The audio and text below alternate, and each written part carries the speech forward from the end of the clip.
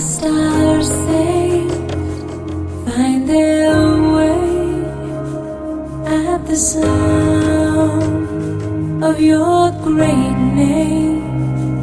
All condemned feel no shame at the sound of your great name. Shaw always knew that she would be a full-time musician. That was her goal. But you know the proverb that says, may I change the gender? In her heart, a woman plans her course, but the Lord determines her steps. We're going to see that truth fleshed out in Jennifer's journey. I have my undergraduate degree in piano performance, and then I went on to the Manhattan School of Music for Opera, and I did that and graduated with honors and got to do all kinds of fun shows in New York, and have probably, I think I've done 40 or 50 theater productions now. And it was just interesting. I had everything mapped out.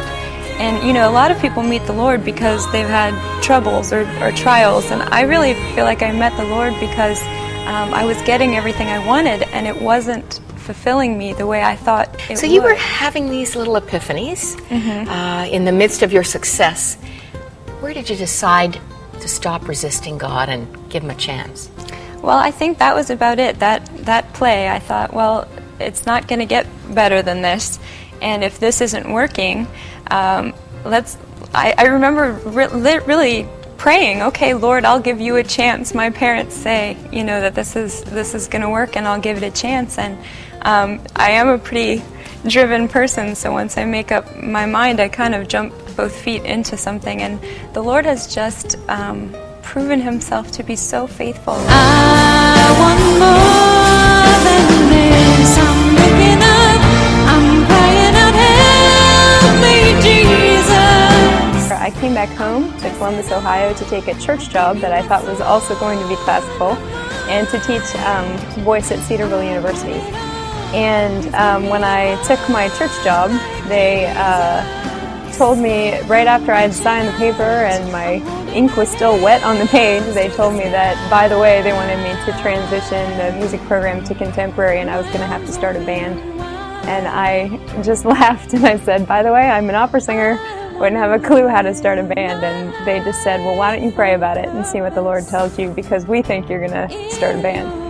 And I went home and prayed about it, and I thought that it was the craziest thing I'd ever heard of, but felt that the Lord was telling me to go with it, so I did. Well, we felt like we were living a pretty perfect life with my husband and my two beautiful girls, and we wanted to have another baby, and we lost that baby, and that was a very difficult circumstance because I nearly died, and we had to deal with the fallout of that. And right after that, my father was diagnosed with Lou Gehrig's disease, which is a fatal illness without treatment or cure.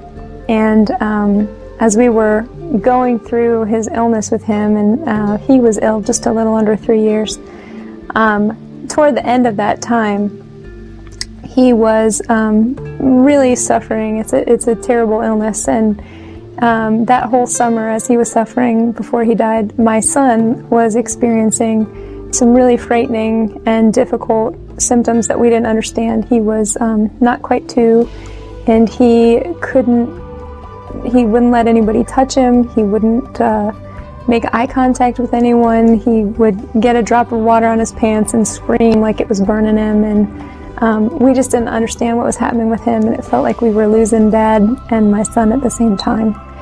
And that was just the darkest time in my life, and we really had to cling to God's promises. He says that He will not leave us or forsake us. He says He will use all things to good. And in Isaiah 61, verse 3, He has a beautiful promise where He says that He will crown us with beauty for ashes.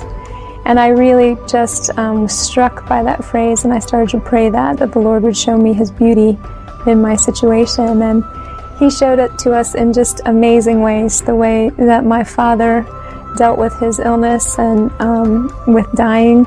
He led so many people to the Lord.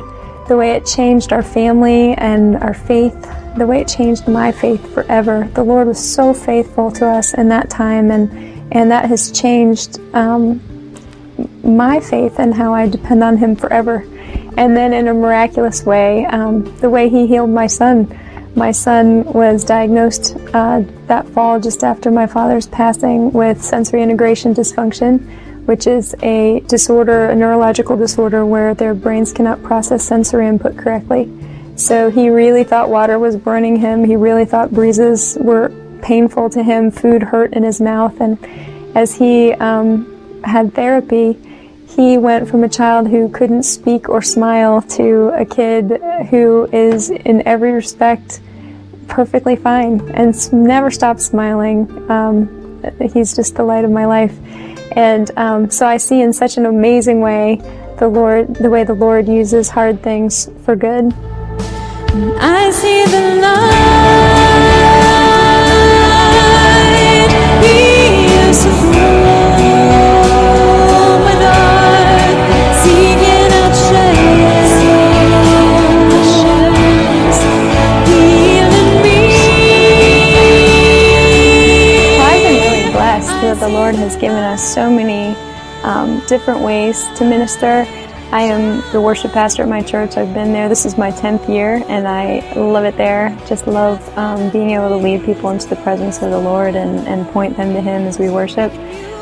So I do a lot of guest worship leading as well.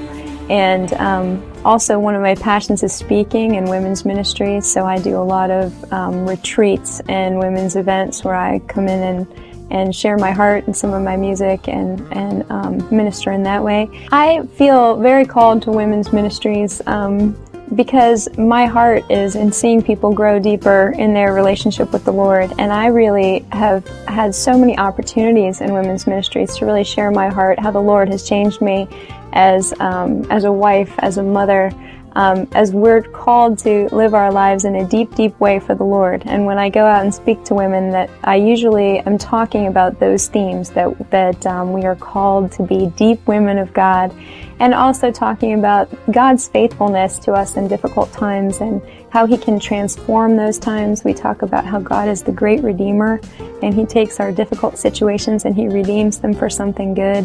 One of my favorite verses is Isaiah 61, that He will give us beauty for ashes, and I often use that theme when I speak to women because I think, so many women have difficult situations. We're the caretakers, we're the people who are caring for our parents and our children and our communities, and I think to know that God is faithful and that God will be with you and use those difficult situations we might be in for good is a very important theme for women to hear. We don't live like the rest of the world. We know that this is not the end. Some of the experiences that we've had, especially with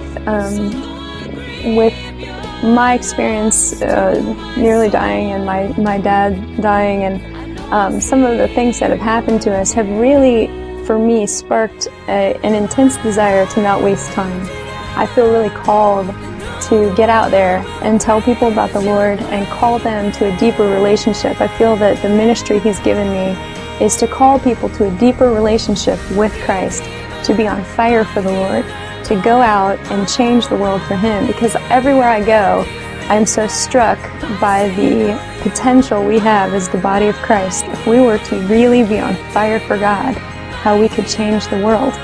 And so He has just sparked in me a desire to get out there and share my story and what He has done for me, and how that really impacts people in their own lives, in their own places of pain and hardship, and also in the places where they are having triumphs and joys, and how to really have your life impacted by a vibrant love for God that can translate to our world and go out from us to our neighbors, to our churches, to our schools, to our communities, and change the world for God.